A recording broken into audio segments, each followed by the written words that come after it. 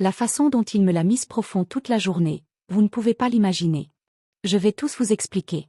Je m'appelle Viviane, j'ai 30 ans et je suis mariée à Patrick depuis 5 ans. Notre mariage a toujours été stable, basé sur la confiance et l'amour. Cependant, ces 2 dernières années ont été particulièrement éprouvantes pour moi. Patrick, mon époux, voyage beaucoup pour le travail, et son absence prolongée a créé un vide immense dans ma vie.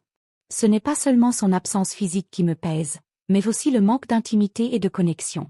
Nous n'avons pas été intimes depuis plus de 2 ans, et cela me rend profondément triste et insatisfaite. Patrick est parti pour un voyage d'affaires de 3 mois, me laissant seule avec son fils, John. John a 22 ans, et bien que nous ayons toujours eu une relation respectueuse, je n'avais jamais envisagé qu'il puisse y avoir quelque chose de plus entre nous. Mais tout a changé le jour où j'ai accidenté la voiture de Patrick. C'était un après-midi pluvieux, et je revenais des courses lorsque j'ai perdu le contrôle du véhicule. Heureusement, je n'ai pas été blessée, mais la voiture était dans un état pitoyable. En rentrant à la maison, j'étais complètement paniquée à l'idée de devoir expliquer à Patrick ce qui s'était passé. John, attiré par ma détresse et peut-être par autre chose, a vu là une opportunité. « Viviane, je peux t'aider à sortir de cette situation », m'a-t-il dit, ses yeux fixés sur moi avec une intensité que je n'avais jamais remarquée auparavant. « Comment ?» ai-je demandé, mon esprit tourbillonnant de peur et de confusion. « Si nous couchons ensemble, je dirai à mon père que c'est moi qui ai accidenté la voiture. Je prendrai toute la responsabilité. » J'étais choquée. John, mon beau-fils, me proposait-elle un marché. Mon premier réflexe a été de refuser, mais la tentation était trop grande. Je me sentais seule, désespérée et en manque d'affection. L'idée de ressentir à nouveau du plaisir, même pour une seule nuit, était irrésistible. Après quelques secondes d'hésitation, j'ai accepté. John s'est approché de moi, et avant que je ne puisse changer d'avis, il m'a embrassée passionnément. Son baiser était intense, plein de désirs et de promesses. Je me suis laissée emporter, oubliant tout le reste. Nous avons passé toute la journée ensemble, explorant chaque recoin de notre désir. John m'a comblée de plaisir d'une manière que Patrick n'avait jamais su faire. J'étais surprise par la profondeur de ma satisfaction et par l'intensité de mes sentiments. Ce qui avait commencé comme une simple transaction s'était transformé en quelque chose de bien plus complexe. À partir de ce jour, John et moi avons commencé à coucher ensemble régulièrement. Chaque rencontre était plus intense que la précédente, et je me suis retrouvée à attendre avec impatience chaque moment passé avec lui. J'étais tiraillée entre la culpabilité et le plaisir, mais je ne pouvais pas m'empêcher de céder à la tentation. Au fil du temps, j'ai commencé à développer des sentiments pour John. Ce n'était plus seulement une question de désir physique, je ressentais une véritable connexion émotionnelle avec lui. Il me comprenait, me faisait sentir désirée et aimée d'une manière que Patrick n'avait jamais su faire. Mais cette relation clandestine n'était pas sans conséquences. Chaque jour, je vivais dans la peur que Patrick découvre notre secret. Et plus nos sentiments grandissaient, plus il devenait difficile de cacher la vérité. Je savais que nous marchions sur une corde raide, et que tôt ou tard, tout pourrait s'effondrer. Mais pour l'instant, je choisissais de vivre dans le moment, savourant chaque instant de bonheur volé avec John. Avant que je continue mon récit, n'oublie pas de t'abonner, cela me ferait plaisir. Continuons. Les semaines ont passé, et notre relation avec John est devenue de plus en plus intense. Chaque moment passé ensemble était une évasion de la réalité, un monde où seul lui et moi existions. Patrick était toujours en voyage, et sa présence lointaine rendait notre liaison encore plus audacieuse et excitante. John était attentionné, passionné, et savait exactement comment me faire sentir spéciale. Il m'écoutait, me comprenait, et me faisait rire. Pour la première fois depuis longtemps, je me sentais vivante. Pourtant, au fond de moi, je savais que ce bonheur était fragile, construit sur un mensonge qui pourrait s'effondrer à tout moment. Un soir, après une journée particulièrement intense, nous étions allongés dans les bras l'un de l'autre, savourant la tranquillité de la nuit. John me regardait avec une tendresse qui faisait fondre mon cœur. « Viviane, je pense que je suis en train de tomber amoureux de toi », a-t-il murmuré, ses yeux brillants d'émotion. Mon cœur a raté un battement. Ces mots, bien que réconfortants, étaient aussi terrifiants. J'étais déjà profondément attachée à lui, mais entendre ces mots rendait notre relation encore plus réelle, plus dangereuse. Je savais que nous marchions sur une ligne fine, et que chaque pas nous rapprochait du précipice. « John, je ressens la même chose », ai-je répondu, ma voix tremblante d'émotion. « Mais nous devons être prudents. Patrick ne doit jamais découvrir ce qui se passe entre nous. » John a hoché la tête, mais je pouvais voir dans ses yeux qu'il ne partageait pas entièrement mes préoccupations. Pour lui, notre relation était une aventure excitante, un défi à relever. Pour moi, c'était un mélange de désir et de peur, une danse sur un fil tendu au-dessus de l'abîme.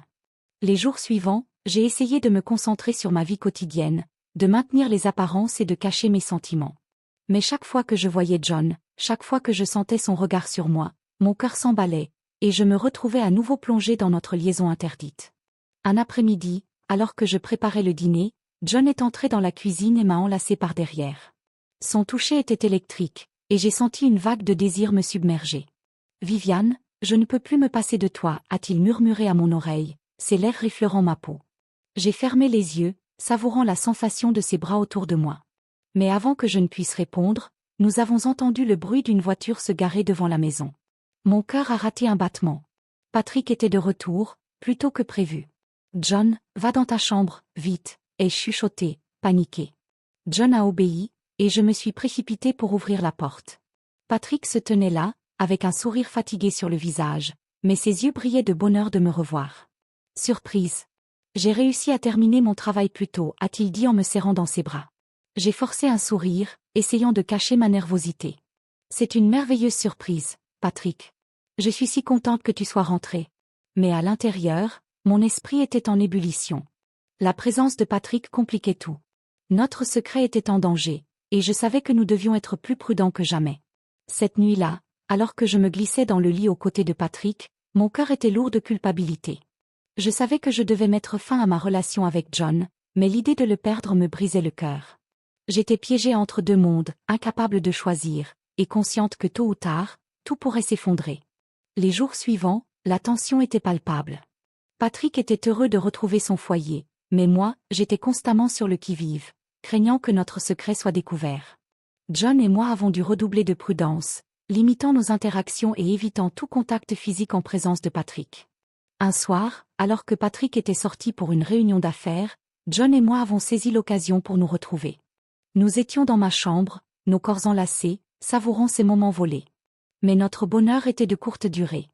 Soudain, nous avons entendu la porte d'entrée s'ouvrir et la voix de Patrick résonner dans la maison. « Viviane ?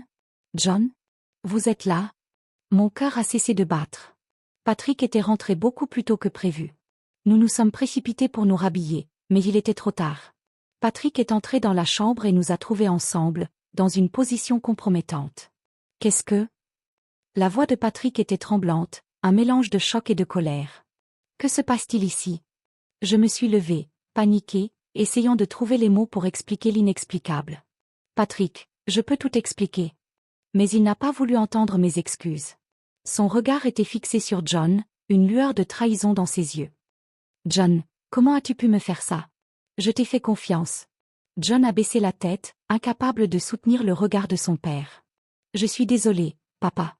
Je ne voulais pas que ça se passe comme ça. » Patrick a secoué la tête, incrédule. « Je veux que tu partes. Maintenant. » John a hésité, mais il a finalement quitté la pièce, me laissant seul avec Patrick. Le silence qui a suivi était écrasant. Je pouvais sentir la colère et la douleur émaner de lui, et je savais que rien de ce que je pourrais dire ne pourrait réparer ce qui venait de se briser. « Viviane, comment as-tu pu me faire ça ?» Sa voix était un murmure, chargé de tristesse. Les larmes ont commencé à couler sur mes joues. « Patrick, je suis désolée. Je ne voulais pas te blesser. Mais je me sentais si seule, si délaissée. » Il a détourné le regard, comme s'il ne pouvait plus supporter de me voir. « Je ne sais pas si je pourrai jamais te pardonner. Je t'aime, Viviane, mais cette trahison est trop grande. » Cette nuit-là, Patrick a dormi dans le canapé, et moi, je suis restée éveillée, tourmentée par la culpabilité et le regret. Notre mariage était en ruine, et je ne savais pas si nous pourrions jamais le reconstruire. Les jours suivants ont été un enfer. Patrick et moi évitions de nous parler, et John avait quitté la maison pour aller vivre chez un ami. La maison, autrefois remplie de rire et de bonheur, était maintenant silencieuse et froide. Un soir, alors que j'étais assise seule dans la cuisine, Patrick est entré et s'est assis en face de moi. Il avait l'air épuisé, comme s'il avait vieilli de 10 ans en quelques jours. « Viviane, nous devons parler », a-t-il dit doucement. J'ai hoché la tête, le cœur lourd. « Je sais. Je ne peux pas continuer comme ça. Cette trahison est trop grande pour être ignorée. Je pense que nous devons nous séparer. » Ces mots ont été comme un coup de poignard. Je savais que c'était probablement la meilleure décision, mais cela n'a pas rendu la douleur moins intense. « Je comprends » ai-je murmuré, les larmes aux yeux. « Je suis tellement désolée, Patrick. Il a pris une profonde inspiration, essayant de contenir ses émotions. Moi aussi, Viviane. Moi aussi. C'est ainsi que notre mariage a pris fin. Patrick et moi avons décidé de divorcer, et John est resté éloigné, essayant de reconstruire sa vie. 4 mois s'étaient écoulés depuis le divorce. J'avais déménagé dans un petit appartement en ville, essayant de reconstruire ma vie loin des souvenirs douloureux de mon mariage avec Patrick. Les jours étaient solitaires, mais j'avais trouvé un certain réconfort dans la routine et le travail. Un soir, alors que je rentrais du travail, j'ai entendu frapper à ma porte. En ouvrant, j'ai été surprise de voir John se tenir là, un sourire timide sur les lèvres. « John, qu'est-ce que tu fais ici ?» ai-je demandé, le cœur battant la chamade. « Je voulais te voir, Viviane. J'ai trouvé un poste dans une entreprise ici en ville, et je voulais te parler, a-t-il expliqué. Je l'ai invité à entrer, encore sous le choc de sa présence. Nous nous sommes installés dans le salon, et j'ai préparé du thé pour nous deux. Nous avons discuté de nos vies respectives, de son nouveau travail, et de la manière dont nous avions essayé de tourner la page. À un moment donné, John a pris une profonde inspiration, comme s'il rassemblait son courage. « Viviane, il y a quelque chose que je dois te dire. Je t'aime. Je t'aime énormément, et ces derniers mois sans toi ont été insupportables. » Mon cœur s'est serré à ces mots. « John, ce n'est pas une bonne idée. Nous avons déjà causé tellement de dégâts. » Mais avant que je puisse terminer ma phrase, John s'est levé et m'a tiré doucement vers lui. Ses lèvres ont trouvé les miennes, et malgré ma tentative de résister, je me suis laissé emporter par la passion du moment. Nos baisers se sont intensifiés, et tout le reste a disparu. Nous avons fini par nous retrouver dans ma chambre, nos corps entrelacés, consumés par le désir. Cette nuit-là, nous avons couché ensemble avec une intensité et une passion que je n'avais jamais ressenties auparavant. C'était comme si toutes les émotions refoulées des derniers mois éclataient enfin. Après, alors que nous étions allongés l'un contre l'autre, une vague de culpabilité m'a envahi. « John, qu'est-ce que nous faisons?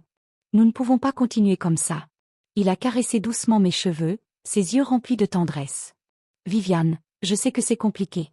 Mais je t'aime, et je suis prêt à tout pour être avec toi. » Je l'ai regardé, partagé entre l'amour que je ressentais pour lui et la conscience des conséquences de notre relation. « John, je t'aime aussi. Mais il faut que nous soyons prudents. Nous devons réfléchir à ce que nous voulons vraiment et comment nous allons gérer cela. » Il a hoché la tête, comprenant la gravité de la situation. « Je suis prêt à attendre, Viviane. Je veux juste être avec toi, peu importe le temps que cela prendra. » Cette nuit-là, nous avons décidé de prendre les choses un jour à la fois, de voir où notre relation nous mènerait. Malgré les complications et les défis à venir, nous savions que notre amour valait la peine de se battre. Les mois qui suivirent furent parmi les plus heureux de ma vie. John et moi profitions de chaque instant ensemble, savourant notre amour retrouvé. Chaque matin, je me réveillais avec un sourire, sentant son bras protecteur autour de moi. Nous explorions la ville, partagions des repas, et rêvions de notre avenir ensemble. Un soir, John m'invita dans un restaurant chic, un endroit où les chandelles et la musique douce créaient une ambiance romantique. J'étais nerveuse, sentant que quelque chose de spécial allait se produire. Après le dîner, alors que nous dégustions un dessert, John se leva de sa chaise et s'agenouilla devant moi, sortant une petite boîte en velours de sa poche. « Viviane, depuis le premier jour où je t'ai vue, tu as changé ma vie. Je t'aime plus que tout au monde et je veux passer le reste de ma vie à te rendre heureuse. Viviane, veux-tu m'épouser ?» Les larmes me montèrent aux yeux alors que je regardais l'homme que j'aimais, celui qui avait apporté tant de bonheur dans ma vie. « Oui, John. Oui, je veux t'épouser, répondis-je avec émotion. Nous avons célébré notre engagement avec joie, mais la nouvelle de nos fiançailles ne tarda pas à atteindre Patrick. Il fut furieux et profondément blessé. Malgré notre divorce, il n'avait jamais cessé de m'aimer et ne pouvait pas accepter l'idée que je me remarie, surtout avec son propre fils. Patrick fit tout ce qu'il pouvait pour nous séparer. Il tenta de me convaincre que notre relation était immorale, qu'elle détruirait nos vies. Il essaya de manipuler John, de lui faire croire que notre amour était une erreur. Mais malgré toutes ces tentatives, notre amour restait inébranlable. John et moi étions déterminés à être ensemble. Nous savions que notre amour était sincère et pur, et nous étions prêts à affronter toutes les difficultés pour le préserver. Finalement, Patrick comprit qu'il ne pouvait pas nous séparer. Il accepta à contre-cœur notre relation, bien que la douleur de la perte soit toujours présente. Le jour de notre mariage fut magique. Entourés de nos amis et de notre famille, nous avons échangé nos vœux dans un petit jardin pittoresque. Nos cœurs étaient remplis de bonheur et d'espoir pour l'avenir. Malgré les obstacles et les défis, notre amour avait triomphé. Alors que nous commencions notre nouvelle vie ensemble, main dans la main, Je savais que nous étions prêts à affronter tout ce que l'avenir nous réservait. Notre amour était fort, et ensemble, nous pouvions surmonter toutes les épreuves. Quelques mois après notre mariage, je commençais à me sentir différente. Des nausées matinales et une fatigue persistante m'indiquaient que quelque chose avait changé. Un test de grossesse confirma mes soupçons, j'étais enceinte. L'annonce de ma grossesse à John fut un moment de pur bonheur. Il me prit dans ses bras, les larmes aux yeux, et murmura « Nous allons avoir un bébé, Viviane. Nous allons fonder notre propre famille. » Nos cœurs étaient remplis d'une joie indescriptible, et nous savions que ce nouvel arrivant renforcerait encore notre amour. Les mois de grossesse passèrent rapidement, entre les préparatifs pour la chambre du bébé et les rendez-vous médicaux. John était un futur papa attentionné et impliqué, toujours à mes côtés pour me soutenir et me rassurer. Nous étions impatients de rencontrer notre enfant et de commencer ce nouveau chapitre de notre vie. Le jour de l'accouchement arriva enfin. Après des heures de travail intense, notre fille, Emma, vint au monde. En la tenant dans mes bras pour la première fois, je ressentis un amour inconditionnel et une gratitude immense pour cette nouvelle vie que nous avions créée ensemble. Notre petite famille s'épanouit dans l'amour et la complicité. John était un père dévoué, et chaque jour avec Emma était une bénédiction. Nous savions que notre chemin n'avait pas été facile, mais chaque épreuve nous avait rapprochés et rendus plus forts. Patrick, bien que toujours blessé par notre relation, finit par accepter Emma comme sa petite fille. Il réalisa que l'amour que John et moi partagions était sincère et que notre bonheur était authentique. Avec le temps, les tensions s'apaisèrent et nous trouvâmes un équilibre familial apaisé. En regardant notre fille grandir, je savais que tout ce que nous avions traversé en valait la peine. Notre amour avait surmonté les obstacles et les défis, et nous étions plus forts que jamais. Ensemble, nous avions créé une famille aimante et heureuse.